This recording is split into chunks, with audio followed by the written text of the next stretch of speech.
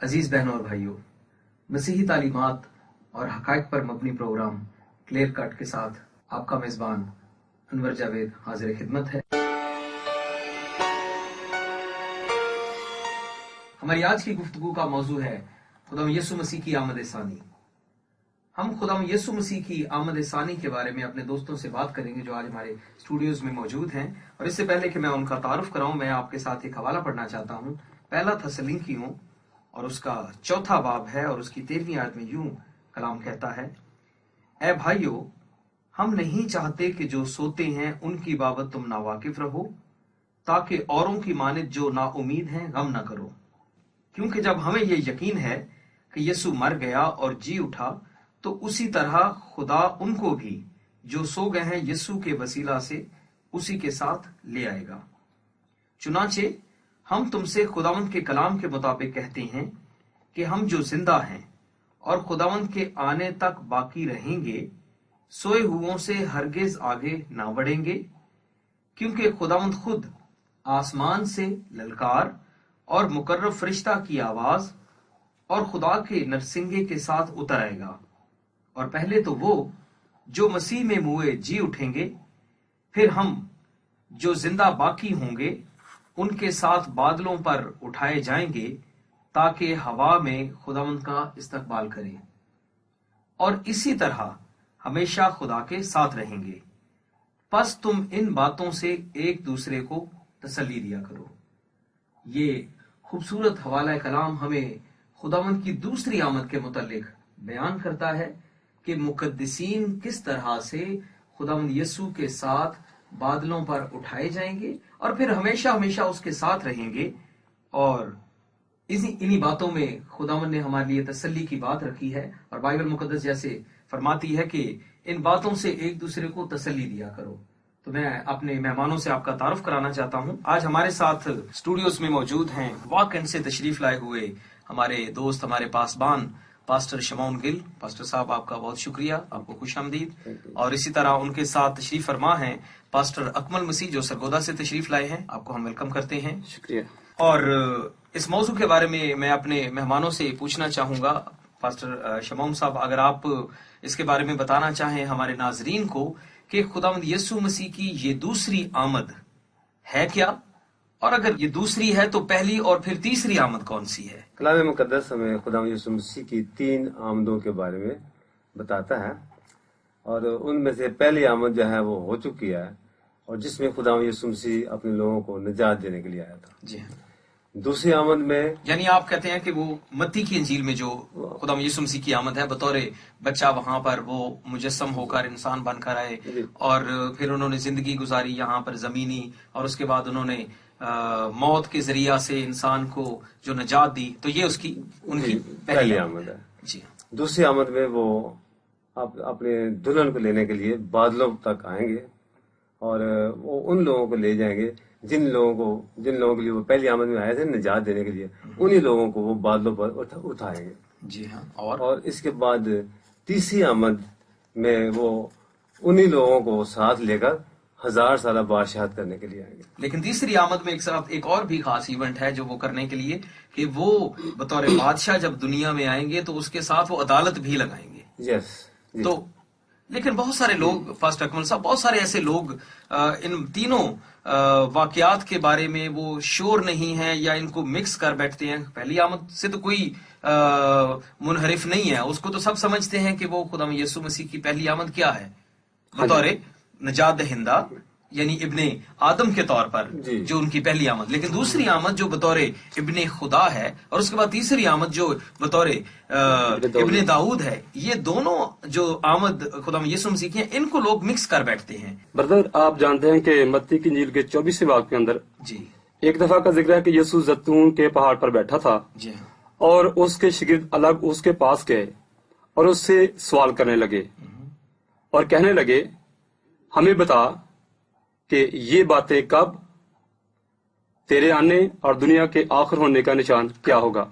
और यहाँ पर उन्होंने एक सवाल नहीं किया बल्कि 3 सवाल किए हैं। बिल्कुल ठीक है। और यीशु ने उनके तीनों सवालों के अलग अलग जवाब दिए। लेकिन अक्सर लोग इनको एक ही आमद में मिक्स कर देते हैं, तीनों जवाबों को एक कर देते हैं। हाँ जी। लेकिन यीशु ने इनके अलग अलग जवाब दिए। जब उन्होंने कहा कि तेरी आमद या तेरे आने के निशानात क्या हैं, तो यीशु ने उनको निशानात ही बताए। और यीशु ने उनको कहा, ये मत्ती की इंजील के 24वें बाब की कुछ 37 आयत है वहां, कि जिस तरह नूह के दिन में हुआ वैसा ही इब्ने आदम के आने के दिनों में होगा। अब हम देखेंगे कि नूह के दिनों में क्या हुआ। और अगर हम पैदाइश की किताब के 6 बाब में चलते हैं तो वहां यूं लिखा है कि फिर आदमी जमीन पर बढ़ने लगे। और ये एक निशान था जो यीशु ने कहा कि जैसा नूह के दिन में हुआ वैसा ही इब्ने आदम के आने के दिनों में होगा। और जिस निशान का यीशु मसीह ने जिक्र किया है, और उस निशान को उसके आने के दिनों में पूरा होना चाहिए। तब हम पहचान सकते हैं कि वाकई ये उसकी आमद के दिन हैं। और ये निशान है जिससे हम मालूम कर सकते हैं कि यीशु मसीह की आमद इन ही दिनों में होगी। और वहां हुआ क्या कि आदमी बहुत बढ़ने लगे। और आप जानते हैं कि अब हम जब बाहर निकलते हैं तो नए टाउन्स हैं, नई आबादियां हैं, मोहल्ले हैं, बस्तियां हैं।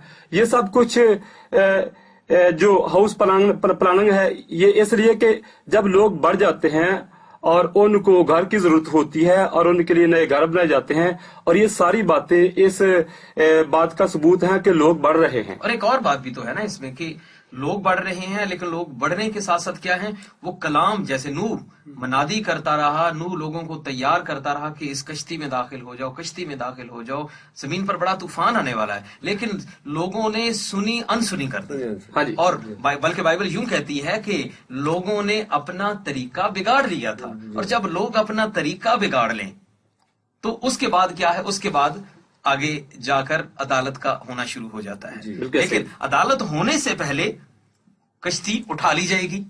अदालत होने से पहले नूह और नूह का खानदान जो है वो पानी के जरिया से ऊपर उठा लिया जाएगा, यानी बचा लिया जाएगा। तो आपका मतलब है कि ये दूसरी यीशु मसीह की आमद है, वो नूह की और नूह के खानदान की वो बचत और वो नजात है, जिसके जरिया से पानी के जरिया से वो लोग मरे, लेकिन वो पानी के जरिया से बच गए। तो और इस तरह से आप लूत के बारे में बात कर रहे थे। हाँ, इस तरह लूत के बारे में यीशु ने ये कहा कि जैसा लूत के दिन में हुआ वैसा ही इब्ने आदम के आने के दिन में होगा। अब लूत के दिन में क्या हुआ, देखें, लूत सदूम में था, लेकिन इब्राहिम जो अपने वक्त की दुल्हन थी वो सदूम से बाहर था। और उस वक्त खुदा बदन में जाहिर हुआ और अपनी दुल्हन के पास गया और उसके साथ जाकर मौदा उस फरजंद की बाबत पेशनगोई की। और वहां पर जब खुदावंद ने इब्राहिम को कहा कि तेरे बेटा होगा, और ये बातें सुनकर सारा खैमा के अंदर हंस रही थी। और उस वक्त खुदा का उस तरफ पीछा था, पीठ थी, लेकिन वो जान रहा था कि सारा अपने दिल में हंस रही है। या हम ये देखते हैं कि वहां खुदा बदन में जाहिर हुआ, यानी कि इब्ने आदम के रूप में, लेकिन वो दिल के ख्यालात को वहां जान रहा था। और वहां पर एक और बात भी खुदा ने कही कि आप दूसरी अब यीशु मसीह की दूसरी आमद की साथ बात कर, ये दूसरी आमद के साथ कि क्योंकि यीशु ने कहा जैसा लूत के दिन में हुआ, क्योंकि ये लूत के दिनों में ही खुदा बदन में जाहिर हुआ था और उसने इब्राहिम के पास जाकर इस तरह की दिलों के भेद भी बताए। जैसा सारा के दिल की बात को उसने जाहिर किया कि वो हंसी है, लेकिन वो कहती है मैं नहीं हंसी हूं, लेकिन वो हंसी थी। इसलिए इसके बाद जब सदूम और अमूरा की तबाही का पैगाम जो खुदा के पास था, जो कुछ वो करना चाहता था, और खुदा ने कहा कि अब मैं जो कुछ करने वाला हूं इसको मैं इब्राहिम से क्यों पोशीदा रखूं। या हम देखते हैं कि यहाँ खुदा ने उस पर एक भेद खोला है, जैसे समझे मोरे खोली शुरू कर दी हैं। और इसी तरह ये जो कुछ हुआ बिल्कुल इब्ने आदम के दिनों में इसी तरह होगा। यानी खुदा अपना भेद अपने बरगजीदों पर, अपने खून खरीदों पर और उन लोगों पर जो उसके साथ दुरुस्त जिंदगी गुजारते हैं उन पर खोलता है वो कब आ रहा है। हाँ। ये बहुत खूबसूरत बात है और इस तरह से हम ज्यादा से ज्यादा समझ सकते हैं और लोगों की बेहतरी के लिए उनको हम बता सकते हैं कि खुदा में यीशु मसीह किस तरह से किस जमाना में आने वाले हैं। और एक खास बात यहाँ पर पास्टर शमौन साहब, मैं आपसे ये पूछना चाहूंगा कि یہ آمد تو جو دوسری جس کی ہم ابھی بات کر رہے ہیں، دوسری آمد کے بارے میں جیسے بردر بتا رہے ہیں کہ لوط اور نوح کے دنوں کا طریقہ کار ہوگا، جو کہ ہم دیکھ رہے ہیں جی۔ ہمارے ارد گرد یہ سب طرح کی برائی اور ہر طرح کی غلطیاں اور خطائیں اور کلام سے انحراف اور طرح طرح کے طریقے بگڑے ہوئے سب کچھ نظر آ رہا ہے۔ صحیح۔ تو اس کے علاوہ اور کیا ایسی کوئی خاص بات ہے جو اس زمانہ کی طرف اشارہ کرتی ہے کہ خداوند یسوع کی دوسری آمد ہونے کو ہے، ہاں، یا ہم اس آمد سے پہلے ہیں؟ یہ کس طرح سے ہم جانیں اس بات کو؟ اس میں بردر کے یسوع مسیح کی آمد کے بارے میں بہت سے پیشن گوئیاں اور نشانات جو ہیں بائبل مقدس میں بتائے گئے ہیں، جی ہاں، اور ان میں سے جو ہے چاند کے بارے میں بردر نے ذکر کر دیا، رائٹ، اور تھوڑا سا میں بھی کرنا چاہوں گا جی جی کہ اس میں یہ لکھا ہے کہ جب خدا یسوع مسیح کی آمد قریب ہوگی، جی ہاں، اس وقت بہت سے جھوٹے نبی اور جھوٹے جو ہیں رسول اس دنیا کھڑے میں ہوں گے، آئیں گے، جھوٹے مسیح اس دنیا میں آئیں گے، رائٹ، اور اب ہم دیکھتے ہیں کہ یہ چیز ہمیں نظر آ رہی ہے، رائٹ، یعنی بہت سارے لوگ جو ہیں وہ اپنے آپ کو جو ہے وہ مسیحی کہتے ہیں، اپنے آپ کو آمد کے لیے، یسوع مسیح کی آمد کے لیے تیار کر رہے ہیں، لیکن وہ حقیقی کلام جو ہے نا اس کو تسلیم نہیں کرتے۔ دوسرے لفظوں میں یہ جھوٹے مسیح جو آپ کہہ رہے ہیں، یہ جھوٹے مسیح سے کیا مطلب، کیا کوئی سمجھے کہ لوگ کیا کوئی اپنے آپ کو کہے گا کہ جی میں مسیح ہوں اور اس طرح سے، یا کیا طریقہ ہوگا؟ اس کا مطلب یہ ہے کہ جھوٹا مسیح ہے ان پر، جھوٹا مسا ہے ان پر، یعنی وہ مسا شدہ ہیں لیکن وہ جھوٹے ہیں، جھوٹے ہیں، ہاں، کلام کی سچائیوں کو نہیں مانتے، یعنی معجزات وہ کرتے ہوں گے، مسا کے ذریعہ سے عجائب ظاہر ہوں گے، شفا ہوگی، سب کچھ ہوگا، لیکن تعلیمی طور پر وہ جھوٹی بات پر کھڑے ہوں گے یا انسان کی من گھڑت باتوں کو مانیں گے اور ان کو پھیلائیں گے۔ آپ یہ کہنا چاہ رہے ہیں؟ زبردست۔ اس کے علاوہ جو ہے کلام مقدس میں ہمیں یہ بھی بتایا گیا ہے کہ جب خدا یسوع مسیح کی آمد نزدیک ہوگی تو دانش افزون ہوگی، اور اس کے بارے میں ہم دیکھتے ہیں کہ اب جو ہے کلام مقدس کی وہ پیشن گوئی جو ہے وہ ہو جو ہے وہ ہمارے آنکھوں کے سامنے پوری ہو رہی ہے، بلکہ ہم ہی وہ لوگ ہیں جو اس بات کو دیکھ رہے ہیں، اور کہ وہ جو ہے عقل اور دانش حکمت اتنی زیادہ بڑھ چکی ہے کہ اب جب خدا یسوع مسیح نے کہا تھا کہ جب تم ان باتوں کو ہوتے ہوئے دیکھو تو سمجھو کہ میری آمد نزدیک ہے، تو اس کے ساتھ ساتھ جو ہے اور بھی کلام مقدس میں بہت سی باتیں ہیں، لیکن ان کا ذکر جو ہے وہ بھی نہیں ہو سکتا۔ ایک بات جو ہے میں آخر میں اس کا ذکر کرتا چلوں کہ کلام مقدس میں یہ بات بھی لکھی ہے کہ ضرور ہے کہ وہ اس وقت تک آسمان میں رہے جب تک سب چیزیں بحال نہ کی جائیں۔ تو اب ہم دیکھ رہے ہیں کہ کلام مقدس کی یہ پیشن گوئی جو ہے وہ بھی پوری ہو چکی ہے۔ پیدائش سے لے کر مکاشفہ تک جتنے بید تھے، جتنی کلام مقدس کی پوشیدہ باتیں تھیں جو نبیوں کی معرفت کی گئی تھی، ان سب کو خدا نے جو ہے وہ اوپن کر دیا ہے، کھول دیا ہے۔ تو اب جو ہے یہ سب جو ہے یہ دوسری آمد سے ان کا تعلق ہے، اور اس کے ساتھ ساتھ اگر میں تھوڑا سا ذکر تیسری آمد کا بھی کر دوں، دوسری اور تیسری میں جو تھوڑا سا وہ بتائیں تاکہ لوگوں کو سمجھ آئے کہ یہ کیا فرق کیا ہے اس میں۔ دوسری آمد جو ہے وہ غیر قوموں کے لیے ہوگی، جی، اور یہ جو ہے یعنی دلہن کے لیے ہوگی، اور یہ بادوں تک ہوگی۔ یہ خدا یسوع اوپر ہی رہیں گے، زمین پر نہیں آئیں گے، بلکہ ایماندار اڑ کر استقبال کریں گے۔